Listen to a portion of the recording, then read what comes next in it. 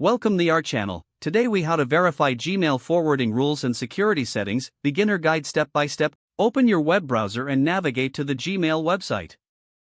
Log into your Gmail account using your email address and password. Once logged in, locate the gear icon in the upper right corner of the screen. Click on the gear icon to open the settings menu. From the drop-down menu, select See All Settings. In the Settings menu, look for the Forwarding and POP/IMAP tab and click on it. Under the Forwarding section, check if any email addresses are listed.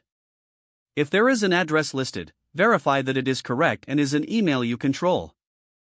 To edit or remove a forwarding address, click on the Remove button next to the address. If you want to add a new forwarding address, click on that Add a Forwarding Address button. Enter the new forwarding email address and click Next. Follow the prompts to confirm the new address and complete the forwarding setup. Now, return to the main settings menu by clicking on General at the top. Scroll through the settings to ensure no suspicious email activity is enabled. Focus on the security section in your Google account settings.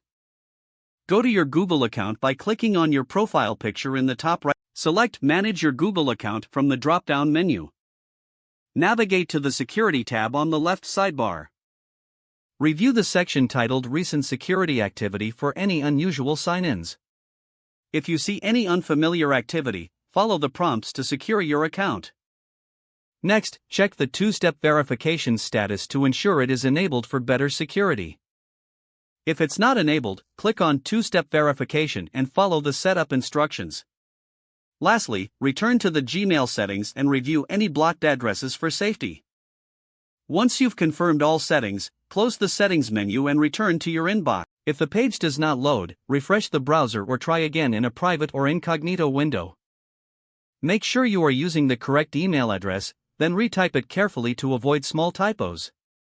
If your password is not accepted, use the reset option and create a new strong password you can remember. Check your spam folder for verification or security emails, then complete any requested confirmation steps. Enable two-factor authentication if available to improve account security and reduce unauthorized access risk. After signing in, review your profile details so your contact information and settings are accurate and current. Don't forget to like this video and subscribe to our channel for more step-by-step tech guides.